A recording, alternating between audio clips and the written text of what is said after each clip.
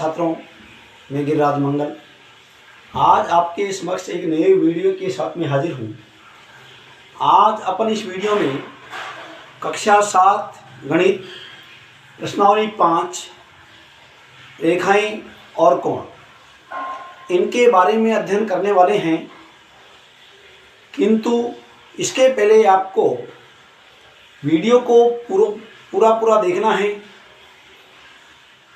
Video को आपको like करना है और चैनल को सब्सक्राइब करना है ताकि आने वाली वीडियो आपको समय समय पर मिल सकें, पूरा आप देख सकें। इसका थोड़ा सा ध्यान रखें। तो अपन यहाँ इस पहले भाग में चर्चा करेंगे रेखा, रेखाखंड, किरण, कोण, पूरक कोण, संपूरक कोण, न्यून कोण और अधिक कोण के बारे में कि ये किस प्रकार के होते हैं, इनकी क्या पहचान है, इनके बारे में अपन इस वीडियो में चर्चा करेंगे। तो सबसे पहले हम चर्चा करते हैं रेखा। ध्यान करना कि रेखा क्या होता है। तो आपको ध्यान होगा कि रेखा की कोई लंबाई नहीं होती, इसके कोई अंत बिंदु यानी निश्चित बिंदु नहीं होते। ये रेखा की पहचान है। दोनों ओर क्या होते हैं? तीर के चिन्ह। नाम कुछ भी दे सकते हैं, इसे ए बी नाम दे दिया। तो वह सरल रेखा जिसका कोई अंत बिंदु नहीं होता, अर्थात जिसको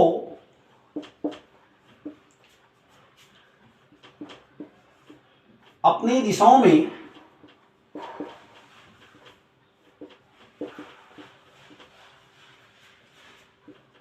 अपरिमित रूप से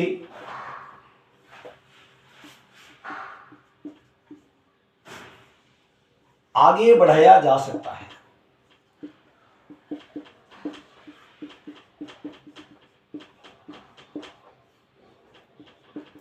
तो आपको ये डेफिनेशन, इस परिभाषा से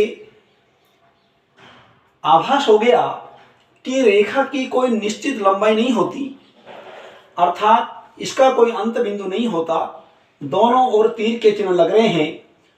तो वह सरल रेखा जिसका कोई अंत बिंदु नहीं होता, अर्थात जिसको अपनी दिशाओं में अपरिमित रूप से आगे बढ़ाया जा सकता है, तो इसको हम क्या कहेंगे?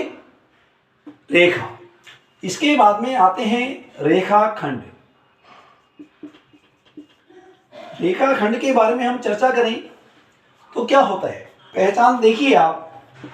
इसके दोनों ओर अंत बिंदु होते हैं। नाम कुछ भी दिया जा सकता है, जैसे पी क्यू नाम दे दिया। तो ये क्या है? ये तो देखिए आप, ये तो क्या है? रेखा है। किंतु ये जो नाम मैंने दिया है वो है रेखाखंड। तो इस आकृति के आधार पर अपन इसकी डेफिनेशन देंगे। तो कैसे देंगे? वह सरल रेखा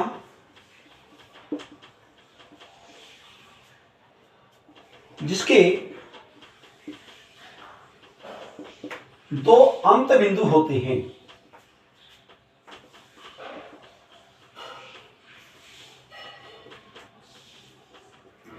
यानी वह सरल रेखा जिसके दो अंत बिंदु होते हैं, अर्थात दो निश्चित बिंदुओं को मिलाने वाली जो सरल रेखा है उसको अपन क्या कहते हैं? रेखाखंड। अर्थात अपन इसको इस तरह लिख सकते हैं, अर्थात वह सरल रेखा, या इस तरह लिख दो, अर्थात दो अंत बिंदुओं को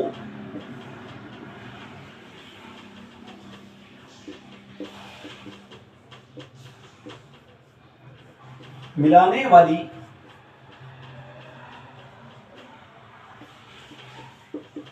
सरल रेखा रेखाखंड कहलाता है। इस प्रकार से अपन रेखाखंड को पहचानते हैं। आगे बात करते हैं अपन किरण की। तो किरण में क्या होगा, देखिए, यानी रेखा में अपन ने देखा कि दोनों ओर अंत बिंदु नहीं होते। रेखाखंड में हमने क्या देखा, दोनों ओर अंत बिंदु होते हैं। किंतु किरण में क्या होता है, एक तो अंत बिंदु होता है, दूसरा नहीं होता। इसका मतलब क्या हुआ कि किरण को एक निश्चित बिंदु से एक ही दिशा में अपरिमित रूप से अनंत तक बढ़ाया जा सकता है। तो इसके लिए अपन देखते हैं यहां किरण के बारे में। स्क्रीनशॉट आप लेते रहिए।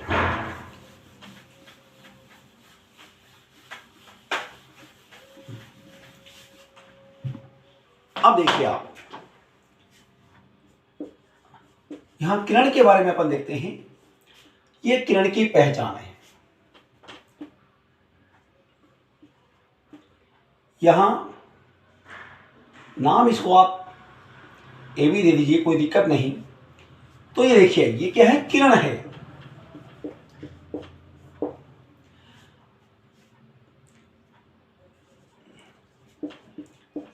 वह सरल रेखा जिसका कोई एक अंत बिंदु होता है। अंत बिंदु, अंत बिंदु का मतलब है प्रारंभिक बिंदु, अंत बिंदु होता है। अर्थात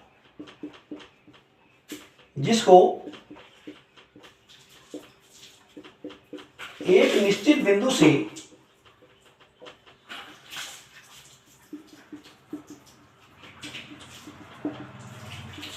एक ही दिशा में अनंत तक बढ़ाया जा सकता है।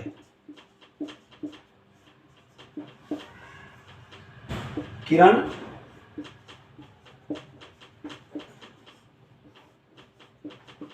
कहलाती है। इसको अपन क्या कहते हैं, किरण कहते हैं। तो ध्यान दीजिए, आगे हम बात करते हैं कोण की। तो देखिए, आप इसको आप स्क्रीनशॉट लेते रहिए।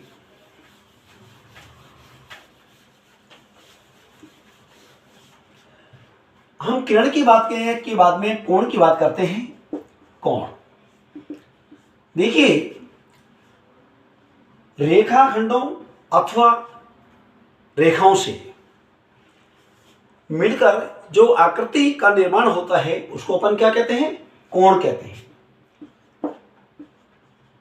रेखा या रेखाखंडों से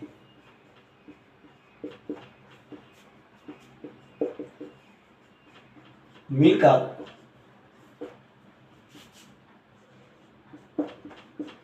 कोण प्राप्त, रेखा या रेखाखंडों के से मिलकर कोण प्राप्त होता है।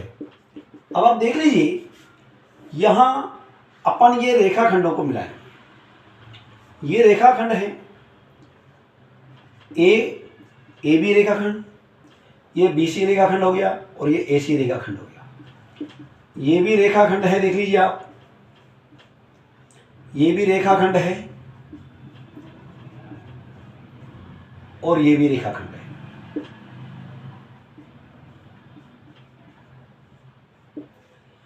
और ये कोण आपको प्राप्त हो गया। कौन सा कोण, ए बी सी, कोण बी सी ए और कोण बी ए सी। इस प्रकार से रेखाखंडों के मिलने से भी अपन को क्या प्राप्त होता है, कोण प्राप्त होता है। किंतु इसी प्रकार से रेखाओं के मिलने से भी हमको कोण प्राप्त होता है। ये रेखाएं हैं, ये ध्यान देना, ये ओ बिंदु पर मिल रही हैं। तो देखिए, ये कोण प्राप्त हो गया और इधर से हमको ये भी कोण प्राप्त हो गया। मान लीजिए ये PQ है और ये RS है। ये दो रेखाएं हैं तो इनसे भी अपन को ये रेखा है, एक तो रेखा PQ है और एक रेखा QR है। ये दो रेखाएं हैं और जिनसे भी अपन को कौन से कोण प्राप्त हो रहे हैं, देखिए कोण POS, कोण QOR, कोण POR, कोण QOS। इस प्रकार से अपन को रेखाओं से भी कोण प्राप्त होते हैं, तो रेखा खंडों से भी मिलकर के जो प्राप्त होते हैं वो भी कोण होते हैं। तो इसी क्रम में अपन आगे बात करते हैं पूरक कोण की। तो देखिए पूरक कोण क्या होता है।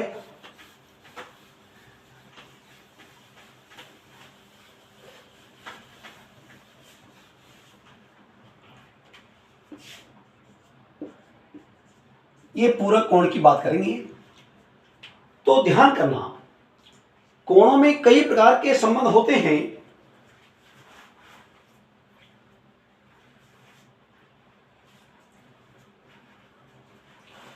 हाँ, तो अपन देखिए यहां अब पूरक कोण की बात करते हैं। तो पूरक कोण जो हैं वो क्या होते हैं, वे दो कोण जिनका योग 90 डिग्री हो,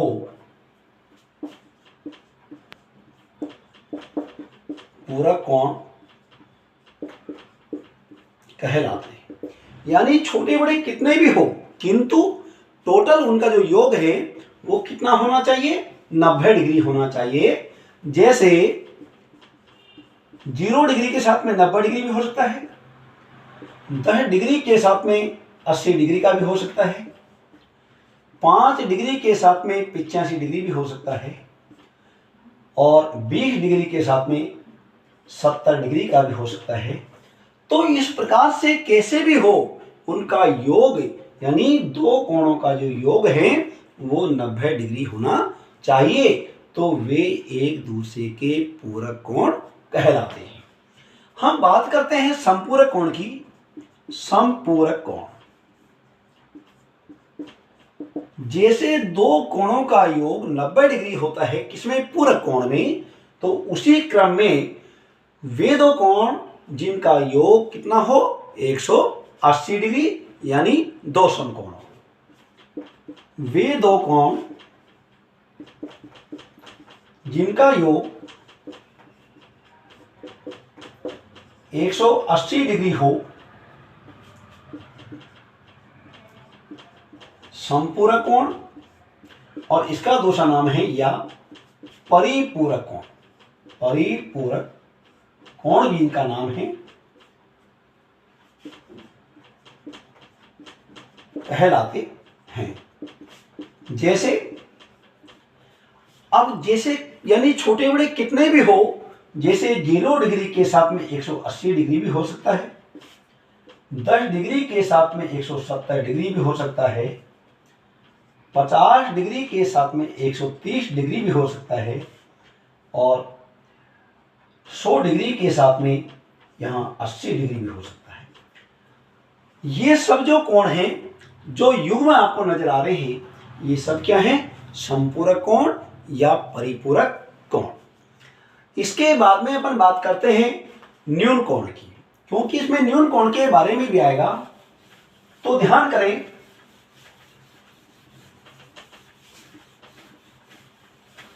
न्यून कोण होता क्या है,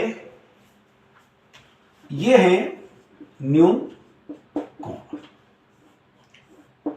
यानी अपन कई बार कह देते हैं कि 90 डिग्री से छोटे कोण को न्यून कोण कहते हैं, किंतु गलत है।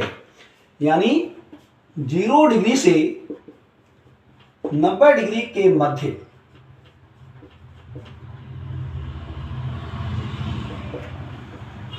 कोण को न्यून कोण कहते हैं।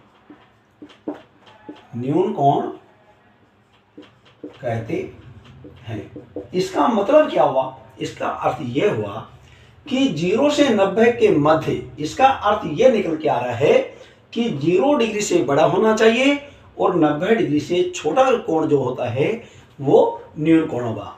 अर्थात अपन इसको इस तरह लिख सकते हैं, 0 डिग्री से बड़ा व 90 डिग्री से छोटे कोण को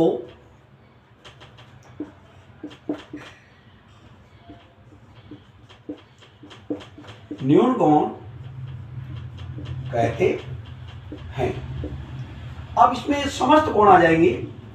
0 से बड़ा होना चाहिए, यानी जैसे 1 डिग्री का है ये भी न्यून कोण है, 10 डिग्री का है, 50 डिग्री का है और 89 डिग्री का है तो भी क्या है, ये सब न्यून कोण है। ये 0 से बड़े कोण हैं और 90 डिग्री से छोटे कोण हैं। अब इसके बाद में आते हैं अधिक कोण। अधिक कोण क्या होते हैं, देखिए, वह कोण जिसका मान 90 डिग्री से बड़ा व 180 डिग्री से छोटा होता है क्या कहलाता है, अधिक कोण। जैसे 91 डिग्री का होगा तो भी अधिक कोण होगा, 100 डिग्री का होगा तो भी होगा और 179 डिग्री का होगा तो भी अधिक कोण होगा। यानी 90 डिग्री से बड़ा और 180 डिग्री से छोटा जो भी कोण होगा वो क्या होगा, अधिक कोण होगा। तो प्रिय छात्रों, आपको ये वीडियो पसंद आया होगा। आगे भी इस प्रकार से आप हमारी वीडियो को देखते रहिए। इसी के साथ बहुत बहुत धन्यवाद।